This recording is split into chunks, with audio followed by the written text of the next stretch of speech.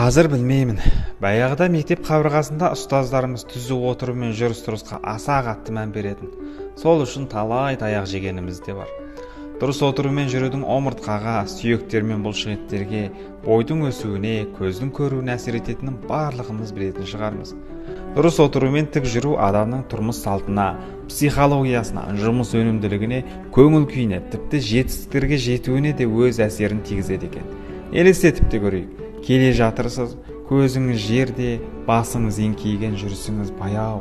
Сырттан қарасаңыз, бұл көңілсіз адамның жүрісі, Ондай қозғалыс кезінде адам миын негативті ойлар мен проблемалар шырмап алады.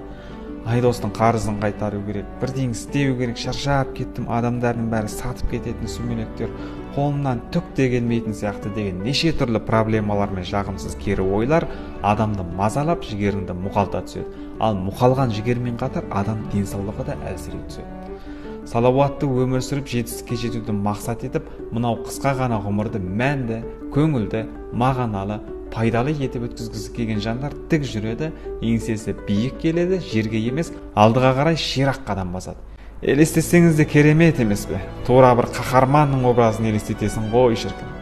Австралия мен Дания ғалымдары бірігіп жүргізген зерттеу нәтижесінде жаяу, жылдам жүрген адам ерте қартаймайды, деменцияға, яғни қарттыққа, алжасуға ұшырамайды деген қорытындыға келген. Ғалымдар 40 жастан асқан 78 мыңнан астам адамның деректерін талдап, жылдам жаяу жүрудің пайдасын анықтауға тырысқан. Жылдам жаяу жүруді әдетке айналдырған адамдардың көбі ерте қартая қоймайтынын байқаған ғалымдар мынадай қорытындыға келген. Күніне 6300 қадам жылдам жүрген адамның деменцияға шалдығуы 57-62%-ға дейін азаяды деп дерек келтіреді зерттеушілер. Ғалымдардың айтуынша адам жылдам тез жүрген кезде минутына 40-112 қадам басып үлгереді екен. 30 минут бойы осылай қатты жүрген адамның миы тез жұмыс істейді, ерте қартаюға ұшырай қоймайды. Сондықтан күн сайын жаяу жүруді әдетке айналдырып, жылдам және ширақ қозғалысқа мән берейік.